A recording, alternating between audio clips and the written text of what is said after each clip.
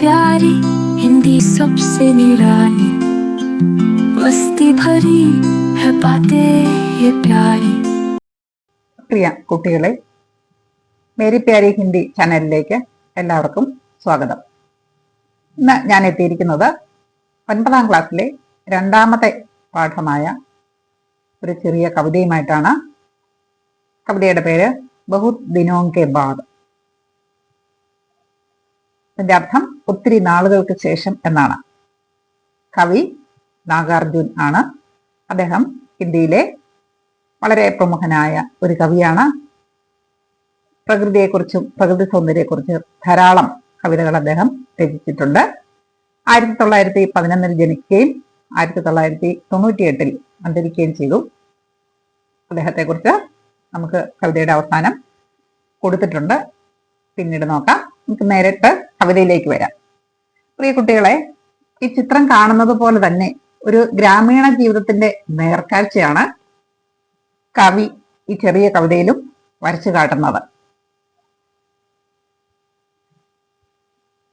ഗ്രാമീണ ജീവിതത്തിലെ ലളിതവും എന്നാൽ അഗാധവുമായ സന്തോഷങ്ങൾക്കും സ്വന്തം വേരുകളിലേക്കുള്ള ഒരു ഗുഹാതിരത്വപരമായ തിരിച്ചുവരവിന് സമർപ്പിച്ചതാണ് ഈ ചെറിയ കവിത. അതായത് ഒരു നീണ്ട ഇടവേളയ്ക്ക് ശേഷം താൻ എങ്ങനെയാണ് തൻ്റെ ഇന്ദ്രിയങ്ങളിലൂടെ ഗ്രാമത്തിന്റെ സത്തയുമായി ബന്ധപ്പെടുന്നതെന്ന് കവി നാഗാർജുൻ ഈ കവിതയിലൂടെ വിവരിക്കുന്നു. അദ്ദേഹം കവിതയിൽ പറയുന്നുണ്ട്, സ്വർണവർണ്ണമുള്ള വിളകൾ കണ്ട് ആസ്വദിക്കുന്നു, അതുപോലെ പുതിയ പൂക്കളുടെ സുഗന്ധം ആസ്വദിക്കുന്നു, ഗ്രാമപാതയിലെ പരിചിതമായ പൊടികളെ സ്പർശിക്കുന്നു. അതുപോലെ അദ്ദേഹത്തിന് ഗ്രാമത്തിൽ ലഭിച്ചിരുന്ന ഗ്രാമീണ ഭക്ഷണങ്ങളുടെ രുചി ഒരിക്കൽ കൂടി ആസ്വദിക്കുന്നു. ഈ കാര്യമൊക്കെ വളരെ മനോഹരമായിട്ട് അദ്ദേഹം ഈ കവിതയിൽ വർണ്ണിച്ചിട്ടുണ്ട്. നമുക്ക് കവിതയിലേക്കൊന്ന് വരാം. ഓരോ വരികളിലൂടെ അദ്ദേഹം നമ്മളോട് സംസാരിക്കുന്നത് എന്താണെന്ന് നോക്കാം. ബഹുത് ദിനോം കെ ബാദ്, നാഗാർജുൻ.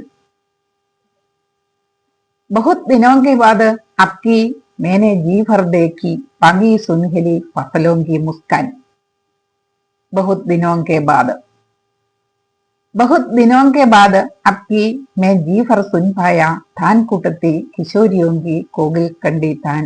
बहुत दिनों के बाद, बहुत दिनों के बाद आपकी मैंने जी भर सूंधे मोल सिरी के टैर टैर से तासे टटके फूल. बहुत दिनों के बाद, बहुत दिनों के बाद आपकी मैं जी भर छू पाया अपनी गमवई पगडंडी की चंदन वर्णी धूल. बहुत दिनों के बाद, बहुत दिनों के बाद आपकी मैंने जी भर ताल मखाना खाया गन्ने चूसे जी भर. बहुत दिनों के बाद, बहुत दिनों के बाद आपकी मैंने जी भर फोगे गंध रूप रस शब्द स्पर्श सब साथ साथ इस ऊपर. बहुत दिनों के बाद. കവിതയിലെല്ലാം ആവർത്തിച്ചിരിക്കുന്ന ഒരു വാക്കാണ് നമ്മൾ കണ്ടതുപോലെ തന്നെ ബഹുത് ദിനോം കെ ബാദ്, ഒത്തിരി നാളുകൾക്ക് ശേഷം. അതിൽ നിന്ന് തന്നെ നമുക്ക് മനസ്സിലാക്കാൻ സാധിക്കും അദ്ദേഹത്തിന്റെ സ്വന്തം ഗ്രാമം വിട്ട് ജോലി സൗകര്യാർത്ഥമോ അല്ലെങ്കിൽ മറ്റ് ജീവിത സൗകര്യങ്ങൾക്ക് വേണ്ടിയോ പട്ടണത്തിലേക്ക് പോകേണ്ടതായി വന്നിട്ട് കാണും. അപ്പൊ പട്ടണത്തിൽ ചെന്നു കഴിഞ്ഞപ്പോഴാണ് ഗ്രാമീണ ജീവിതവും പട്ടണത്തിലെ ജീവിതവുമായിട്ടുള്ള ഒരു വ്യത്യാസം അദ്ദേഹത്തിന് മനസ്സിലാകുന്നത്. അദ്ദേഹം കൂടുതലും ഇഷ്ടപ്പെടുന്നത് ഗ്രാമീണ ജീവിതത്തിന്റെ ആ നിഷ്കളങ്കതയാണ്. പക്ഷേ നമുക്കറിയാം, തൊഴിൽ സംബന്ധമായ കാര്യങ്ങളൊക്കെ ഉള്ളപ്പോൾ എപ്പോഴും ഗ്രാമത്തിൽ അതിനുള്ള അവസരങ്ങൾ കുറവാണ്. പട്ടണങ്ങളിലാണ് അതിനുള്ള അവസരം കൂടുതൽ. അപ്പൊ അങ്ങനെയുള്ളവർക്ക് പട്ടണങ്ങളിൽ പോയി താമസിച്ചല്ലേ മതിയാവൂ. അങ്ങനെ പട്ടണങ്ങൾ താമസിക്കുന്നവര് വളരെ നാളുകൾ കൂടി തന്റെ ഗ്രാമത്തിലേക്ക് തിരിച്ചു വരുമ്പോൾ അവർക്കൊരു നൊസ്റ്റാൾജിക് ഫീലിംഗ് ആണ് ഉണ്ടാകുന്നത്. ഈ കവിത വായിച്ചു കഴിയുമ്പോൾ നമുക്കും അതേ നൊസ്റ്റാൾജിക് ഫീലിംഗ് ആണ് കവിതയിൽ നിന്ന് കിട്ടുന്നത്. കവിക്ക് എങ്ങനെയാണോ അത് അനുഭവപ്പെടുന്നത് അതേ രീതിയിൽ നമുക്കും അത് അനുഭവപ്പെടുന്നുണ്ട് കവിതയിൽ. അതാണ് ഈ കവിതയുടെ ഒരു ആസ്വാദനക്ഷമത എന്ന് പറയുന്നത്. നോക്കൂ, बहुत दिनों के बाद आपकी मैंने जी भर देखी पागी सुनहली फसलों की मुस्कान. ഒത്തിരി നാളുകൾക്ക് ശേഷം ഇത്തവണ ഞാൻ മനസ്സ് നിറയെ കണ്ടു പാകമായ സ്വർണവർണ്ണമുള്ള വിളവുകളുടെ പുഞ്ചിരി. എന്താണ് അത് ഉദ്ദേശിക്കുന്നത്? നമുക്കറിയാം, ഗ്രാമങ്ങളിൽ ചെന്നാലേ കൃഷികൾ നമുക്ക് കാണാനായിട്ട് സാധിക്കുകയുള്ളൂ, അല്ലെ?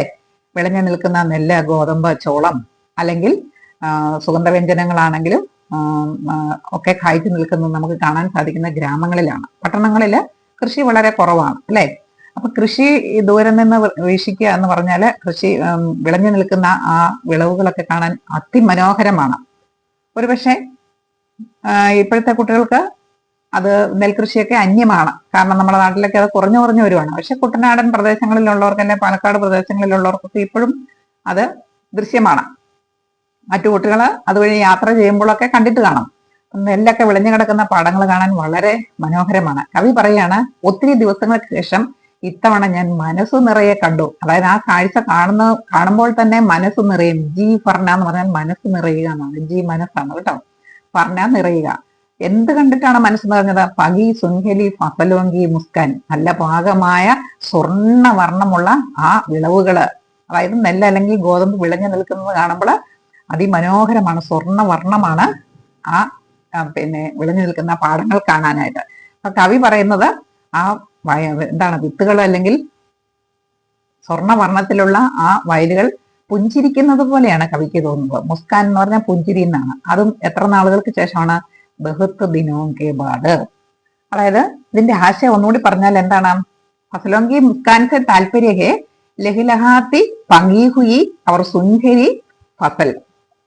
ഫസലോങ്കി മുസ്കാൻ എന്ന് പറഞ്ഞാൽ ലഹിലഹാത്തി പങ്കി ഹുയി സുൻഹരി ഫസൽ. സുൻഹരി എന്ന് പറഞ്ഞാൽ സ്വർണ്ണ നിറം. ദൂരെ നിന്ന് നോക്കുമ്പോൾ ഗോൾഡൻ കളറാണ് വിളവുകൾക്ക്, അല്ലെ? നെല്ലിനും പാകമായി നിൽക്കുന്ന നെല്ലിനും ഗോതമ്പിനും ഒക്കെ ഗോൾഡൻ കളറാണ്. അതാണ് ഇവിടെ ഉദ്ദേശിക്കുന്നത്. അത് കണ്ടാൽ എന്താണ്? वो फसल खेत में अपनी പൂർണ്ണത और സുന്ദരത में खड़ी है. അതിന്റെ പൂർണ്ണതയിലും അതിന്റെ സൗന്ദര്യത്തിന്റെ പൂർണ്ണതയിലുമാണ് വയലുകളില് ആ വിളവുകൾ നിൽക്കുന്നത്. അതാണ് കവി ഇങ്ങനെ പറയാൻ കാരണം. ഫസലോങ്കി മുസ്കാൻ എന്ന് പറയാൻ കാരണം. यह दृश्य देखकर हमारे मन में भी खुशी आती है. देखने वालों के मन में भी बहुत खुशी आती है. ഈ ദൃശ്യം കാണുമ്പോൾ കാണുന്നവരുടെ മനസ്സിലും വളരെ സന്തോഷം ഉണ്ടാകാറുണ്ട്. അപ്പൊ കവിക്കും അത് തന്നെയാണ്. ആ പാകമായ സ്വർണ്ണ നിറത്തിലുള്ള വിളവുകളെ കണ്ടപ്പോൾ അത് പുഞ്ചിരിക്കുകയാണ്. കവിയെ നോക്കി അത് പുഞ്ചിരിക്കുകയാണെന്നാണ് കവിക്ക് തോന്നുന്നത്. അത് കണ്ടപ്പോൾ എന്താണ് കവിക്ക് മൻമേ ഭി ബഹുത് ഖുശി ആയി. വളരെ സന്തോഷം കവിയുടെ മനസ്സിൽ വന്നു. അടുത്ത ഇവിടെ ഒരു ചോദ്യം കൊടുത്തിട്ടുണ്ട്. ഫസലോങ്കി മുസ്കാൻ സേ ക്യാ താല്പര്യ ഹെ. എന്താണ് ഫസലോങ്കി മുസ്കാൻ? വിളവുകൾ പുഞ്ചിരിക്കുന്നു എന്ന് പറയാൻ കാരണം എന്താണ്? എന്താണ് ഫസലോങ്കി മുസ്കാൻ എന്ന് പറഞ്ഞാൽ അതിന്റെ അർത്ഥം? ഫസലോങ്കി മുസ്കാൻ സേ താല്പര്യ ഹെ ലഹ്ലഹാത്തി പങ്ങി ഹുയി അവർ സുൻഹരി ഫസൽ. അലയടിക്കുന്ന പാകമായ സ്വർണ്ണ നിറത്തിലുള്ള വിളവുകൾ എന്നാണ് ഫസലോങ്കി മുസ്കാൻ എന്ന് പറയുന്നുണ്ട് അർത്ഥമാക്കുന്നത്. ക്വസ്റ്റ്യൻ പിന്നീട് ഞാൻ നിങ്ങൾക്ക് ആൻസർ ആയിട്ട് തരാം. അടുത്തത്, ബഹുത് ദിനോങ്കെ ബാദ് അബ്കി മേ ജീഫർ സുൻ പായ ധാൻ കൂട്ടത്തി കിശോരിയോങ്കി കോവിൽ കണ്ടി ധാൻ. ബഹുത് ദിനോങ്കെ ബാദ്, ഒത്തിരി നാളുകൾക്ക് ശേഷം ഇത്തവണ മേ ജീഫർ സുൻ പായ, ഞാൻ മനസ്സ് നിറയെ കേട്ടു. എന്താണ് മനസ്സ് നിറയെ? കവി എന്ത് കേട്ടപ്പോഴാണ് കവിയുടെ മനസ്സ് നിറഞ്ഞത്? ധാൻ കൂട്ടത്തി കിശോരിയോങ്കി കോവിൽ കണ്ടി ധാൻ.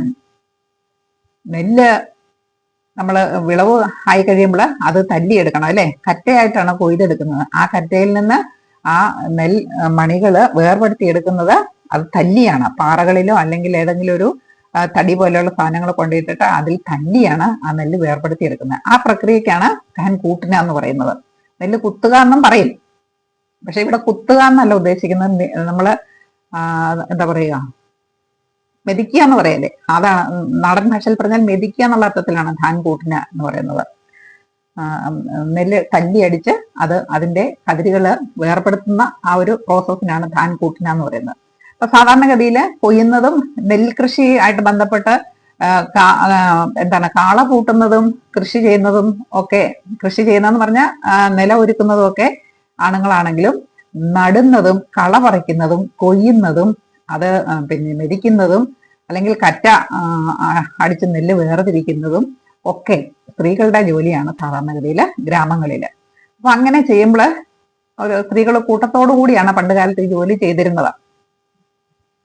അങ്ങനെ ചെയ്യുമ്പോൾ ആ ജോലിയുടെ കാഠിന്യം കുറയ്ക്കുന്നതിന് വേണ്ടി അവര് പാട്ടുകൾ പാടിക്കൊണ്ടാണ് അങ്ങനെ ചെയ്തിരുന്നത്. നാടൻ പാട്ട്, കൊയ്ത്തുപാട്ടെന്നൊക്കെ നിങ്ങൾ കേട്ടിട്ടില്ലേ? നാടൻ പാട്ട്, കൊയ്ത്തുപാട്ട് എന്ന് നമ്മള് നാട്ടിലും കേൾക്കാറുണ്ടല്ലേ. എന്തിനാണ് കൊയ്ത്തുപാട്ടൊക്കെ പാടുന്നത്? ചെയ്യുന്ന ജോലിയുടെ ആ കാഠിന്യം കുറഞ്ഞു കിട്ടാനായിട്ട് ഒന്നിച്ച് ഒരേ താളത്തിൽ പാടുന്നതാണ് കൊയ്ത്തുപാട്ടൊക്കെ. അപ്പൊ അങ്ങനെ കൊയ്ത്തുപാട്ട് വളരെ നാളുകൾക്ക് ശേഷമാണ്, അതിന്റെ ഈണം എന്ന് പറയുന്ന ഒരു പ്രത്യേക ഈണമാണ് അല്ലെ, വളരെ നാളുകൾക്ക് ശേഷമാണ് കേൾക്കുന്നതെന്നാണ് കവി ഇവിടെ പറയുന്നത്.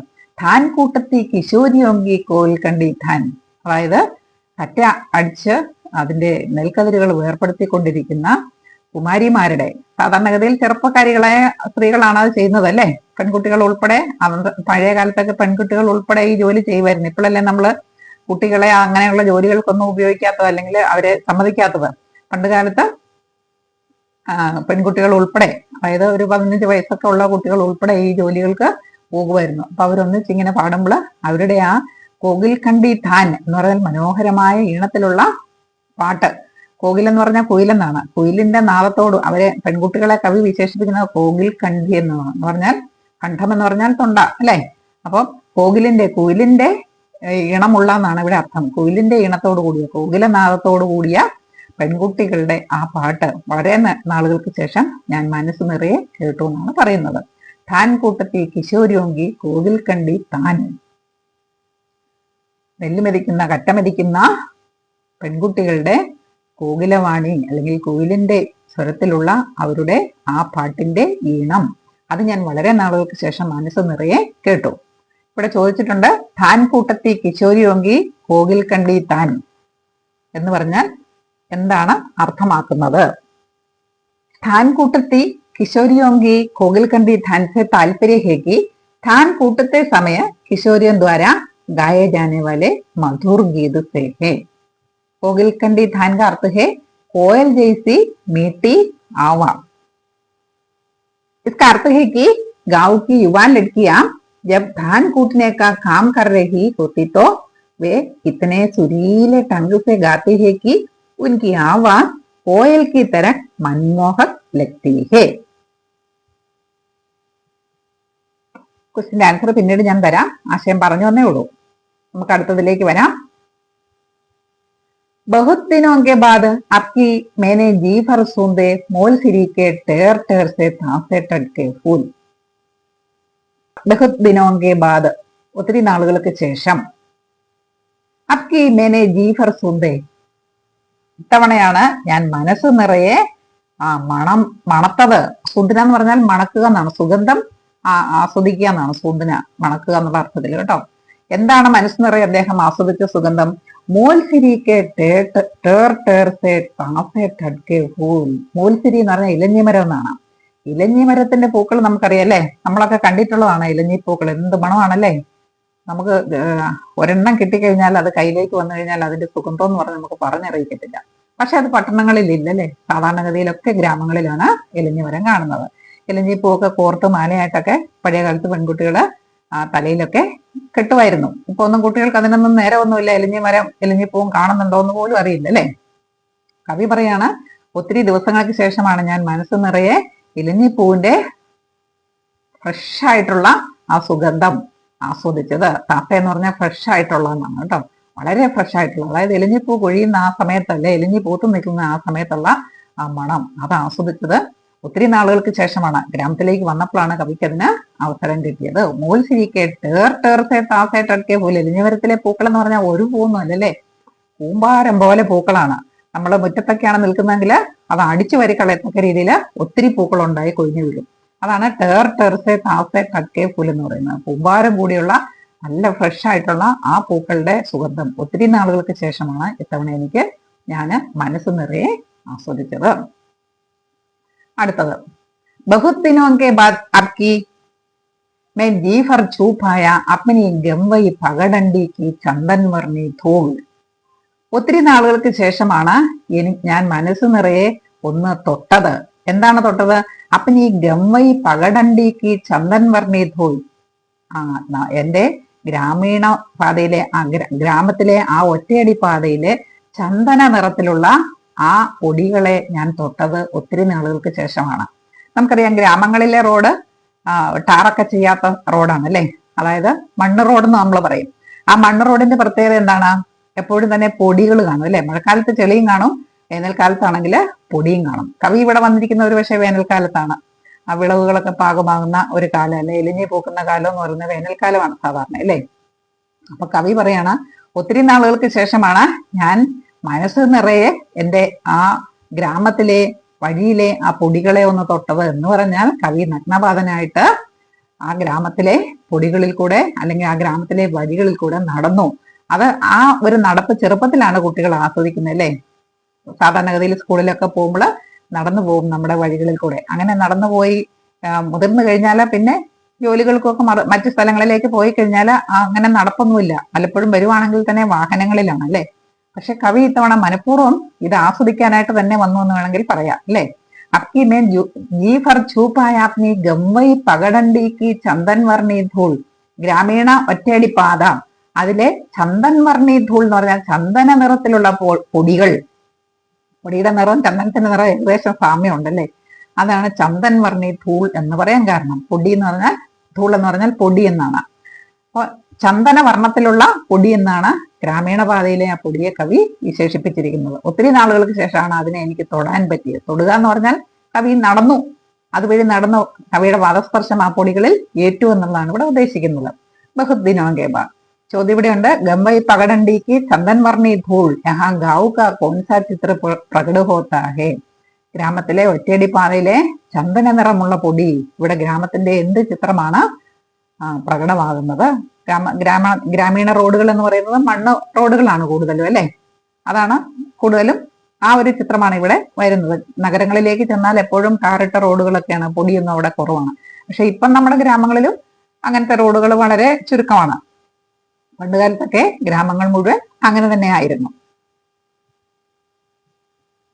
അടുത്തത് ബഹുത് ദിനോങ്കെ ബാദ് അപ്കി മേനെ ജി ഭർ ദാൽ മഖാന ഖായ ഗന്നെ ചൂസെ ജി ഭർ ബഹുത് ദിനോങ്കെ ബാദ്. ഇതിൽ നമുക്ക് മനസ്സിലാവുന്നത് കവിയുടെ നാട്ടിൽ ലഭ്യമായിരുന്ന അതായത് നാട്ടുപഴങ്ങളൊക്കെ നമുക്ക് ഭയങ്കരമായ ഇഷ്ടമാണ് അല്ലെ. വേനൽക്കാലം ആകുമ്പോൾ മാങ്ങായ, അതുപോലെ ചാമ്പങ്ങായ, ഇങ്ങനെയുള്ള പഴങ്ങളൊക്കെ നമ്മുടെ നാട്ടില് ധാരാളമായിട്ട് ഉണ്ടാകാറുണ്ട്. എന്ന് പറഞ്ഞതുപോലെ കവിയുടെ നാട്ടില് കവി അദ്ദേഹത്തിന്റെ ചെറുപ്പകാലത്തൊക്കെ ആസ്വദിച്ചിരുന്ന ഒരു നട്ട്സ് എന്ന് വേണേൽ പറയാം. താമരയെ പോലെ വെള്ളത്തിൽ വളരുന്നതുകൊണ്ടാണ് അതിന് താൾമക്കാന എന്ന പേര് കൊടുത്തിരിക്കുന്നത്. കവിയുടെ ഗ്രാമത്തിൽ അത് സുലഭമായിരുന്നു. ചെറുപ്പകാലത്തൊക്കെ അദ്ദേഹം ധാരാളമായിട്ട് അത് കഴിക്കുമായിരുന്നു. അപ്പൊ അദ്ദേഹം പറയാണ്, ഒത്തിരി നാളുകൾക്ക് ശേഷമാണ് ഞാൻ മനസ്സ് നിറയെ താൾമക്കാന തിന്നത്. അതുപോലെ ഗ്രാമങ്ങളിലുള്ള ഗ്രാമീണ കൃഷികളിൽ വളരെ പ്രധാനപ്പെട്ട ഒന്നാണ് കരിമ്പ്. നമ്മുടെ നാട്ടിൽ ഇപ്പൊ അന്യമാണ് അല്ലെ, കാണാനില്ല. നമുക്ക് കരിമ്പ് കാണാൻ മറയൂരൊക്കെ പോകണം. ഇടുക്കി മറയൂരൊക്കെ ചെന്നാലേ ഇപ്പം സാധാരണ കരിമ്പ് കാണാറുള്ളൂ അല്ലെ. മറയൂർ ശർക്കര എന്നൊക്കെ കേട്ടിട്ടില്ലേ? അവിടെ ഇപ്പോഴും ആ കൃഷിയുണ്ട് കേട്ടോ. പക്ഷെ നമ്മുടെ അല്ലാത്ത പ്രദേശങ്ങളിലൊക്കെ അത് വളരെ കുറവാണ്. അപ്പൊ ഈ കരിമ്പ് എന്നാലും നമ്മുടെ ഇവിടെ ഉണ്ട്. എങ്ങനെയാണ്? വഴിയിൽ വെച്ച് കരിമ്പ് മറ്റു പ്രദേശങ്ങളിൽ നിന്ന് കൊണ്ടുവന്നിട്ട് അതിന്റെ ജ്യൂസ് എടുത്ത് തരുന്നവർ, അത് വിൽക്കുന്നവരുണ്ട് അല്ലെ. അങ്ങനെ നമ്മളൊക്കെ കരിമ്പ് ജ്യൂസ് വാങ്ങി കുടിക്കാറുണ്ട്. അങ്ങനെ കുടിച്ചിട്ടുള്ളവർക്കറിയാം എത്ര രുചികരമാണ് കരിമ്പിന്റെ ജ്യൂസ് എന്നുള്ളത് അല്ലെ. പക്ഷെ ചെറുപ്പകാലത്തൊക്കെ ഇങ്ങനെ ജ്യൂസ് ഒന്നും ആരും അടിച്ചു തരാനൊന്നും ഇല്ലായിരുന്നു. കരിമ്പ് വെട്ടി അത് മുറിച്ച് പീസുകളാക്കി നമ്മൾ തന്നെ തിന്നുവാണ്. അപ്പൊ അതിന്റെ ആ ഒറിജിനൽ സ്വാദാണ് നമുക്ക് അനുഭവിക്കാൻ പറ്റുന്നത്. കവി അങ്ങനെ കരിമ്പ് ധാരാളമായിട്ട് കഴിച്ചിരുന്ന ആളാണ്. അപ്പൊ അദ്ദേഹം പറയാണ്, ഒത്തിരി നാളുകൾക്ക് ശേഷമാണ് ഞാൻ മനസ്സ് നിറയെ ഗന്നെ ചൂസേ, കരിമ്പ് ചൂസിനാന്ന് പറഞ്ഞാൽ ഈണ്ട് കുടിക്കുക എന്നാണ് കേട്ടോ. കടിച്ചു തിന്ന അല്ലെങ്കിൽ അതിന്റെ ജ്യൂസ് എടുത്ത് കഴിക്കുന്നത്. ഒത്തിരി നാളുകൾക്ക് ശേഷമാണ് മനസ്സ് നിറയെ കരിമ്പ് തിന്നുന്നതെന്ന് അദ്ദേഹം പറയുന്നു. ബഹുത് ദിനോങ്കെ ബാദ്. ഇനി ലാസ്റ്റത്തെ പാരഗ്രാഫിലേക്ക് വരാം. ബഹുത് ദിനോങ്കെ ബാദ് അബ്കി മേനെ ജി ഭർ പോകെ ഗന്ധ രൂപ രസ് ശബ്ദ സ്പർശ സബ് സാത് സാത് ഇസ് ഊപ്പർ ബഹുത് ദിനോങ്കെ ബാദ്. ഇത് വളരെ ആവേശകരമായ ഒരു ഭാഗമാണ് കവിതയിലെ. എന്താ കാരണം? ഒരു തരം ദാർശനികതയാണ് നമുക്കിവിടെ കാണാനായിട്ട് സാധിക്കുന്നത് അല്ലെ. കവി എന്താ പറയുന്നത്? कवि कहते हैं कि बहुत लंबे समय के बाद उन्होंने इस पृथ्वी पर सभी पांचों इंद्रियों के एक साथ पूरी तरह से अनुभव किया. അതായത് ഒത്തിരി നാളുകൾക്ക് ശേഷമാണ് അദ്ദേഹം ഈ ഭൂമിയിൽ എല്ലാ ഇന്ദ്രിയങ്ങളും ഒരുമിച്ച്, എല്ലാ ഇന്ദ്രിയങ്ങളുടെയും സുഖം ഒരുമിച്ച് അനുഭവിക്കുന്നതെന്ന് അദ്ദേഹം പറയുന്നു. ഇവിടെ എന്തൊക്കെ ഇന്ദ്രിയങ്ങൾ നമുക്കറിയാം, ഇന്ദ്രിയങ്ങൾ ഏതൊക്കെയാണെന്ന് അറിയാമല്ലോ അല്ലെ? മൂക്ക്, നാക്ക്, കണ്ണ്, ത്വക്ക് അറിയാമല്ലോ. അപ്പൊ ഇദ്ദേഹം പറയാണ് ഗന്ധം അനുഭവിച്ചത് ഇലഞ്ഞിമരത്തിന്റെ പൂവിന്റെയാണ് അല്ലെ. പിന്നെ രൂപ്, സൗന്ദര്യം, അതേതിനായിരുന്നു? വയലുകളുടെ സൗന്ദര്യം അദ്ദേഹം കണ്ടു അല്ലെ. രസ്, കരിമ്പിന്റെ, അതുപോലെ താൾമഖാനയുടെ. അതുപോലെ ശബ്ദം എന്ന് പറയുന്നത് ഗ്രാമീണ പെൺകുട്ടികളുടെ പാട്ടിന്റെ ഈണം. സ്പർശം, ഗ്രാമത്തിലെ വഴികളിൽ കൂടെ അദ്ദേഹം നടന്നപ്പോൾ അദ്ദേഹത്തിന്റെ ത്വക്കില്, അതും ഒരു പഞ്ചേന്ദ്രിയങ്ങളിൽ ഒന്നാണല്ലേ ത്വക്ക്. അപ്പൊ അതില് അദ്ദേഹത്തിന്റെ കാലില് പൊടി പറ്റുമ്പോൾ ആ പൊടിയിൽ തൊട്ടതിന്റെ അനുഭവം അദ്ദേഹത്തിന് ഉണ്ടാകുകയാണ്. അപ്പൊ ഇങ്ങനെ അദ്ദേഹത്തിന്റെ 5 ഇന്ദ്രിയങ്ങളുടെയും അനുഭവം, 5 ഇന്ദ്രിയങ്ങൾ ഒരുമിച്ച് അനുഭവിക്കാനായിട്ട് അദ്ദേഹത്തിന് പറ്റിയത് ഗ്രാമത്തിലേക്ക് വന്നപ്പോഴാണ്. എല്ലാം ഒന്നിച്ചൊന്നിച്ച് അനുഭവിക്കാനായിട്ട് പറ്റിയത് ഒത്തിരി ദിവസങ്ങൾക്ക് ശേഷമാണ്. ഇതിൽ നമുക്ക് മനസ്സിലാകുന്നത് എന്താണ്? ഗ്രാമീണ ജീവിതത്തിൽ നമുക്ക് ഇന്ദ്രിയാനുഭവങ്ങൾ വളരെ കൂടുതൽ ലഭ്യമാണ് പട്ടണങ്ങളെ സംബന്ധിച്ച് അല്ലെ. പട്ടണങ്ങളെ അപേക്ഷിച്ച് ഗ്രാമീണ ജീവിതത്തിൽ നമ്മുടെ ഇന്ദ്രിയാനുഭവങ്ങൾ അല്ലെങ്കിൽ നമുക്ക് ഇഷ്ടമുള്ള അനുഭവങ്ങൾ ധാരാളമായിട്ട് ലഭിക്കും. അനുഭവങ്ങൾ ധാരാളം ലഭിക്കുന്ന ഒരു പ്രദേശമാണ് ഗ്രാമം എന്ന് പറയുന്നത്. ഈ ഭൂമിയിൽ ബഹുദിനോങ്കെ ബാദ്, ഒത്തിരി ദിവസങ്ങൾക്ക് ശേഷമാണ് എനിക്ക് ഇങ്ങനെ ഒരു അനുഭവം കിട്ടിയത്. അതായത് ഇവിടെ നമുക്ക് എന്താണ് മനസ്സിലാക്കാൻ സാധിക്കുന്നത്? ഗ്രാമം എങ്ങനെയാണ് പ്രകൃതിയുമായും ജീവിതവുമായും പൂർണ്ണമായും ഐക്യമുള്ളതായ ഒരു ബന്ധം വാഗ്ദാനം ചെയ്യുന്നതെന്നാണ് നമുക്കിവിടെ മനസ്സിലാകുന്നത്. പ്രകൃതിയോടും അതുപോലെ ജീവിതവുമായിട്ടും വളരെ ഐക്യമുള്ള ഒരു ബന്ധമാണ് ഗ്രാമം നമുക്ക് പ്രദാനം ചെയ്യുന്നത്. അത് നമുക്ക് ഒരേ സമയം 5 ഇന്ദ്രിയങ്ങളെയും എങ്ങനെയാണ് ഗ്രാമം സംതൃപ്തമാക്കുന്നതെന്നും കവി അദ്ദേഹത്തിന്റെ ഈ വരികളിലൂടെ എടുത്തു കാണിക്കുന്നു അല്ലെ. ഗ്രാമം എന്ന് പറയുന്നത് ലാളിത്യത്തിന്റെയും പ്രകൃതിയുടെ സമൃദ്ധിയുടെയും നഗരജീവിതത്തിന്റെ സങ്കീർണതകളിൽ നിന്നകന്ന് കണ്ടെത്തുന്ന സമാധാനത്തിന്റെയും ഒരു ആഘോഷം എന്ന് തന്നെ നമുക്ക് പറയാം. അതാണ് കവി ഈ വരികളിലൂടെ വരച്ചു കാട്ടുന്നത്. നമുക്ക് ഇനി ഇതിന്റെ ചോദ്യോത്തരങ്ങളിലേക്ക് വരാം. അതിനു മുന്നേ ഞാൻ നിങ്ങൾക്ക് കവിയെ ഒന്ന് പരിചയപ്പെടുത്താം. അതുപോലെ കവി ഈ കവിതയിൽ വരച്ചു കാണിച്ചിരിക്കുന്ന ആ ചിത്രങ്ങളും നിങ്ങൾക്കൊന്ന് കാണിച്ചു തരാം. അപ്പൊ കവിതയുടെ ആശയം നിങ്ങൾക്ക് കൂടുതൽ വ്യക്തമാകും. അതിനുശേഷം നമുക്ക് ഓരോ ചോദ്യോത്തരങ്ങളിലേക്ക് കടക്കാം. ആദ്യം നാഗാർജുനെ കുറിച്ച് തന്നെ നമുക്കൊന്ന് മനസ്സിലാക്കാം.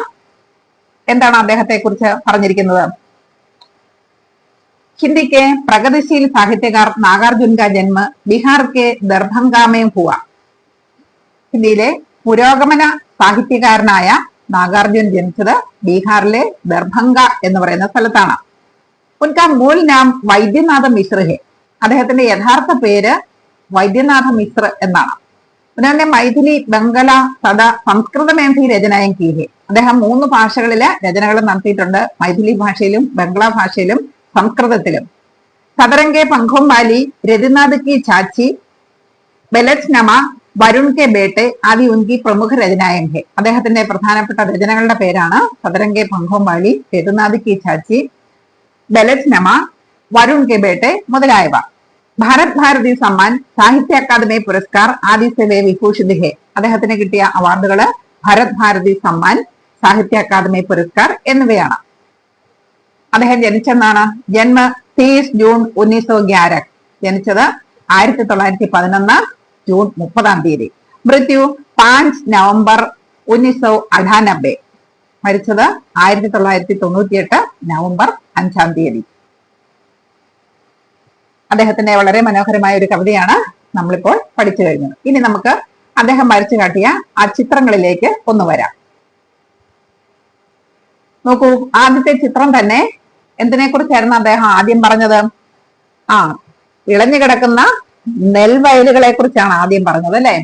പഗി സുൻഹലി ഫസലോം കി മുസ്കൻ. പാകമായ സ്വർണ്ണ നിറത്തിലുള്ള ആ വിളവുകൾ പുഞ്ചിരിക്കുന്നത് പോലെ തോന്നുന്നു എന്നാണ് കവി പറയുന്നത്. നോക്കൂ, ഈ ചിത്രം കാണുമ്പോൾ നിങ്ങൾക്കും അങ്ങനെ തോന്നുന്നില്ലേ? വിളഞ്ഞു നിൽക്കുന്ന നെല്ലിന്റെ ചിത്രമാണ് ഈ കൊടുത്തിരിക്കുന്നത്. ഇനി രണ്ടാമത്തെ ചിത്രം എന്താണ് അദ്ദേഹം കാണിച്ചത്?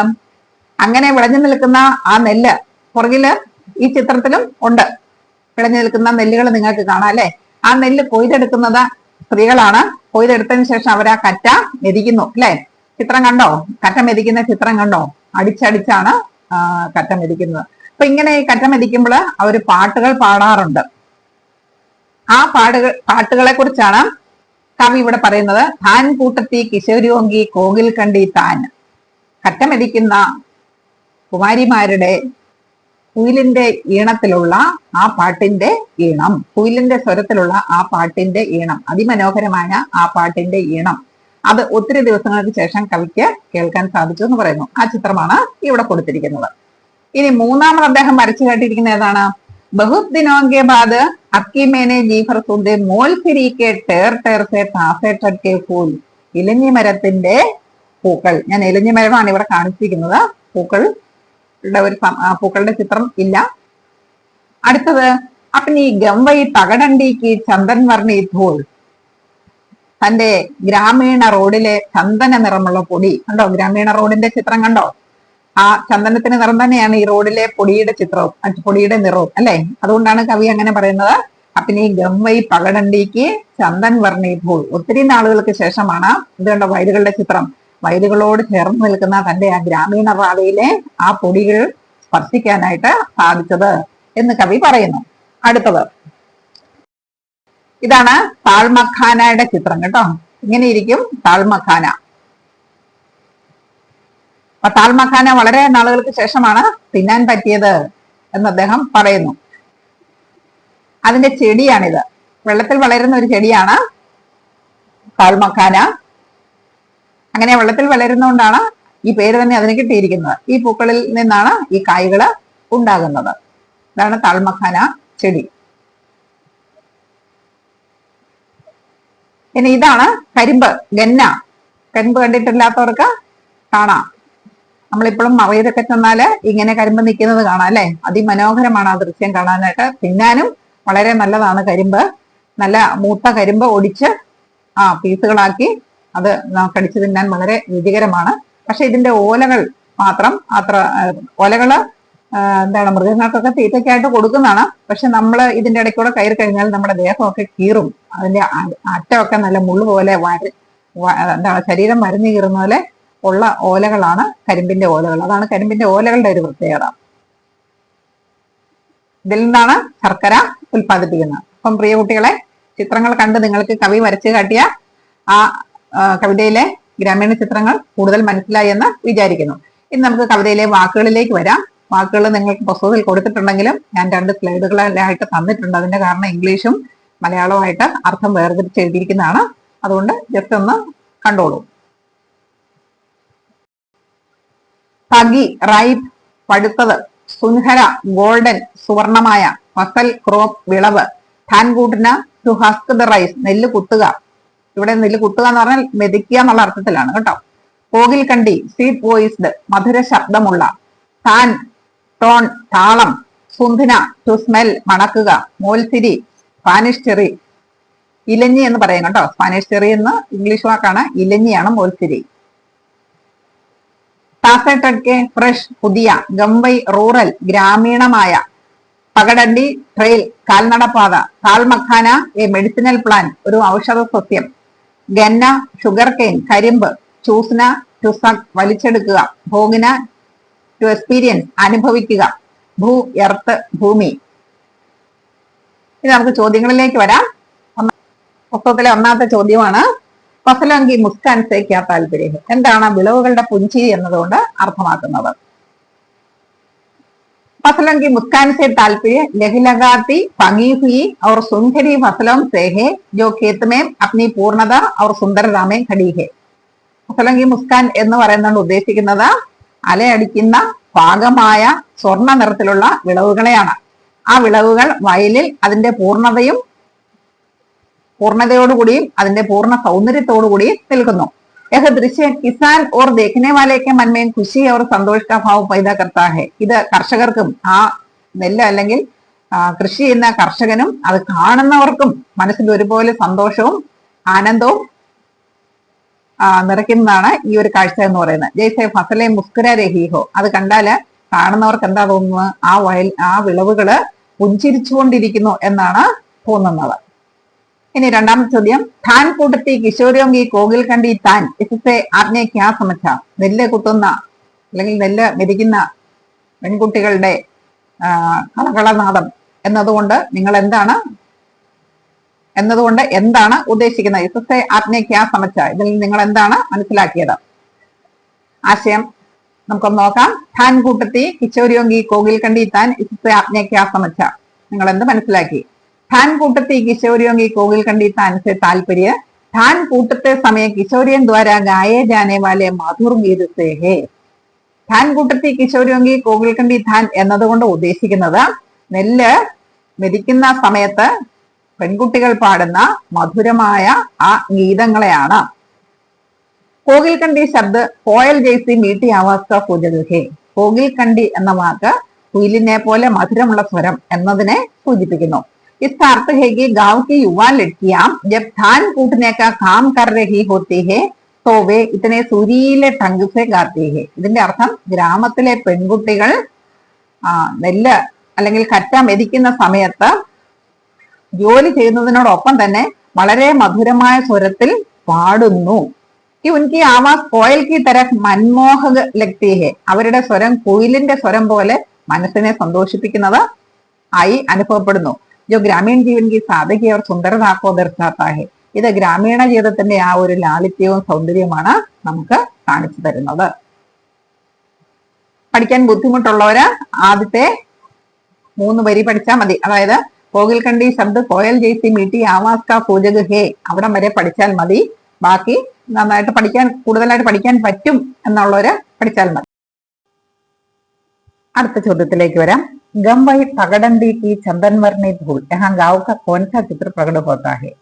ഗ്രാമീണ ഒറ്റയടി പാതയിലെ ചന്ദന നിറമുള്ള പൊടി, ഇവിടെ ഗ്രാമത്തിന്റെ എന്ത് ചിത്രമാണ് നമ്മുടെ മുമ്പിൽ പ്രകടമാകുന്നത്? ഗമ്മയി പകടണ്ടി की चंदनवर्णी धूल यहाँ गांव का कौन सा चित्र प्रकट होता है?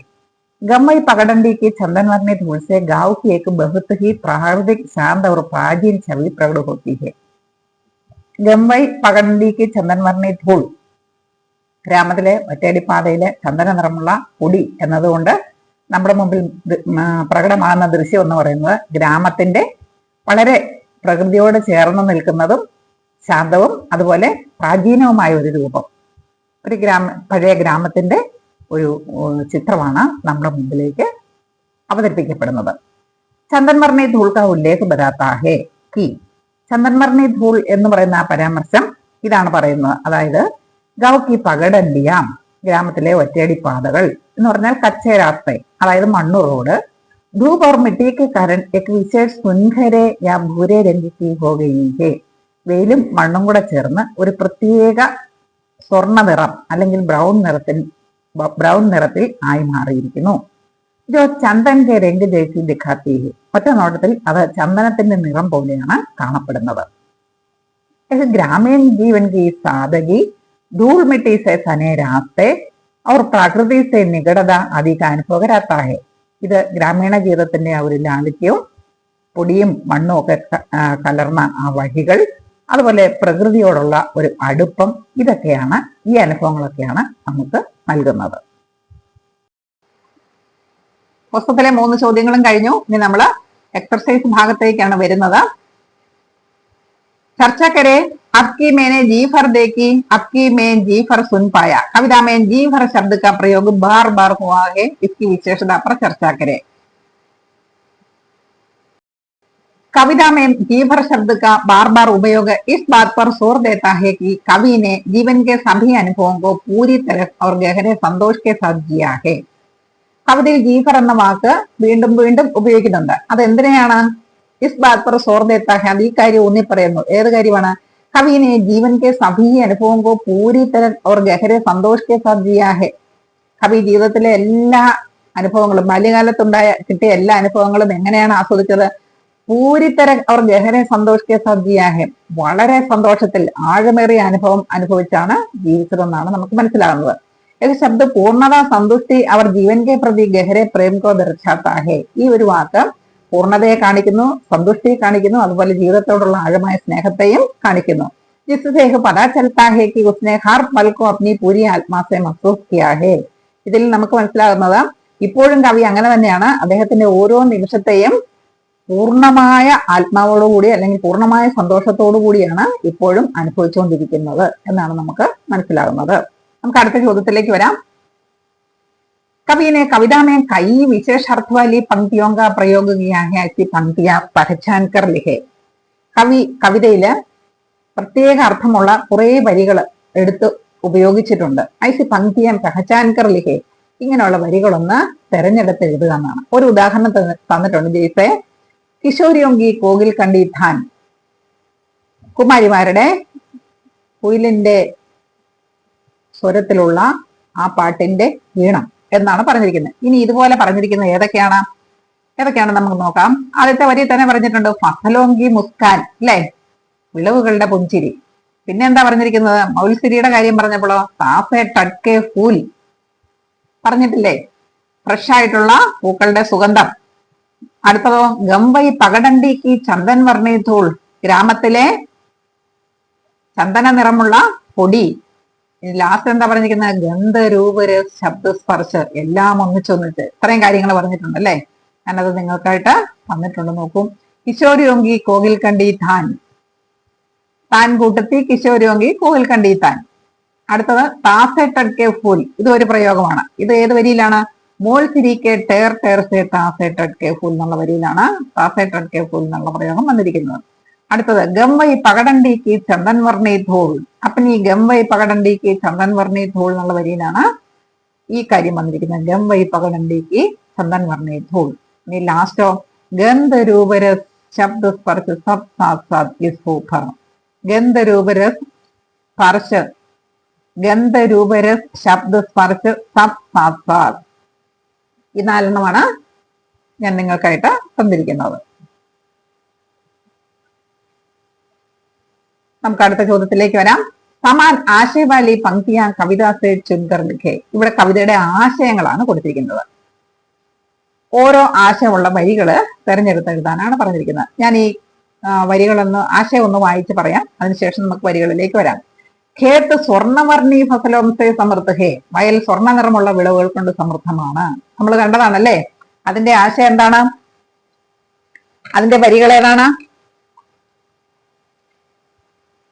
പഗി സുൻഖലി ഫസലോങ്കി ബുക്കാൻ എന്നുള്ളതാണ് വരികൾ അല്ലെ. അടുത്തത് ഗ്രാമീൺ ബാലായ മേഹനത് കർത്തേ ഹുയെ മധുർ ഗീത് ഗാത്തി ഹേ, ഗ്രാമീണ പെൺകുട്ടികൾ കഠിനാധ്വാനം ചെയ്തുകൊണ്ട് മധുരമായി ഗീതം പാടുന്നു. ആ വരികൾ ഏതാണ്? താൻ കൂട്ടത്തി കിശോരിയോങ്കി കോകിൽ കണ്ടി താൻ. അടുത്തതോ തൻ മൻകോ ഊർജ ദേനവാലി ഖുഷ്ബു ഫൈൽ ജാത്തി ഹേ, മനസ്സിനും ശരീരത്തിനും ഊർജം നൽകുന്ന സുഗന്ധം വ്യാപിക്കുന്നു. അതേതാണ്? മോൽസിരിക്കെ ടേർ ടേർ സെ താസെ ടഡ്കെ ഫൂൽ, ഈ വരിയാണത് അല്ലെ.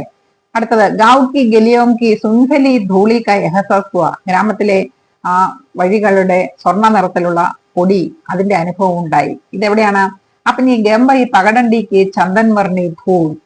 ഇനി ലാസ്റ്റ് മൻപസന്ദ് ദേഹാത്തി ഖാന ചക്കന ഖാ മൗക്കാമില്ല, മനസ്സിന് ഇഷ്ടപ്പെട്ട ഗ്രാമീണ ഭക്ഷണം അനുഭവിക്കാൻ രുചിക്കാനുള്ള അവസരം കിട്ടി. അതേതാണ്? അബ്കി മേനെ ജീഫർ താൾ മഖാന ഖായ ഗന്നെ ചൂസെ ജീഫർ. ഇതാണ് വരികൾ അല്ലെ. ആ വരികൾ ഞാൻ നിങ്ങൾക്കായിട്ട് തന്നിട്ടുണ്ട്, നോക്കൂ.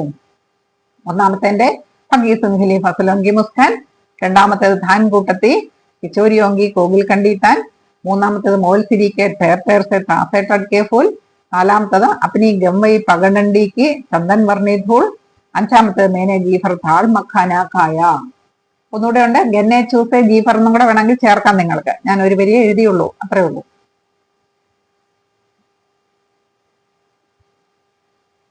ഇനി അടുത്ത ചോദ്യം. कविता से इन पदों की विशेषता सूचित करने वाले शब्द पहचान कर लिखे. കവിതയിൽ നിന്ന് ഈ തന്നിരിക്കുന്ന പദങ്ങളുടെ വിശേഷണങ്ങളെ സൂചിപ്പിക്കുന്ന വാക്കുകൾ തെരഞ്ഞെടുത്ത് എഴുതാനാണ് പറഞ്ഞിരിക്കുന്നത്. പദങ്ങൾ ഏതൊക്കെയാണ്? ഫസൽ, താൻ, ഫൂൽ, ധൂൾ, ഈ 4 വാക്കുകളാണ് തന്നിരിക്കുന്നത്. ഇവയെ വിശേഷിപ്പിച്ചിരിക്കുന്ന പദങ്ങൾ ഏതൊക്കെയാണ് കവിതയിൽ നിന്നാണ് നമ്മളോട് ചോദിച്ചിരിക്കുന്നത്. ഫസലിനെ വിശേഷിപ്പിച്ചിരിക്കുന്ന ഏതാണ്? സുൻഖരി, സ്വർണ്ണ നിറമുള്ള അല്ലെ, സുൻഖരി ഫസൽ എന്നാണ് പറഞ്ഞിരിക്കുന്നത്. താൻ, ഈണത്തിനെ വിശേഷിപ്പിക്കുന്ന ഏതാണ്? കോകിൽ കണ്ടി താൻ, കുയിലിന്റെ ശബ്ദത്തോടു കൂടിയ ഈണം എന്നാണ് പറയുന്നത്. അടുത്ത ഫൂൽ, പൂക്കൾ. എങ്ങനെയാണ് പൂക്കളെ വിശേഷിപ്പിച്ചിരിക്കുന്നത്? താസെ ടഡ്കെ ഫൂൽ എന്നാണ് അല്ലെ, ഫ്രഷ് ആയിട്ടുള്ള. ഇനി ധൂൾ, ധൂൾ അല്ലെങ്കിൽ പൊടിയെ വിശേഷിപ്പിച്ചിരിക്കുന്നത് എങ്ങനെയാണ്? ചന്ദൻ വർണ്ണി, ചന്ദന നിറമുള്ള. ആൻസർ ഞാൻ തന്നിട്ടുണ്ട്. സുൻഖലി ഫസൽ, കോകിൽ കണ്ടി താൻ, താസെ ടഡ്കെ ഫൂൽ, ചന്ദൻ വർണ്ണി ധൂൾ. അതായത് ഫസലിനെ വിശേഷിപ്പിച്ചിരിക്കുന്ന സുൻഹലി എന്ന വാക്കുകൊണ്ട്, താനിനെ വിശേഷിപ്പിച്ചിരിക്കുന്ന കോകിൽക്കണ്ടി എന്ന വാക്കുകൊണ്ട്, ഫൂലിനെ വിശേഷിപ്പിച്ചിരിക്കുന്ന താസട്ടക്കെ എന്ന വാക്കുകൊണ്ട്, ധൂളിനെ വിശേഷിപ്പിച്ചിരിക്കുന്ന ചന്ദൻ വർണ്ണി എന്ന വാക്കുകൊണ്ട്.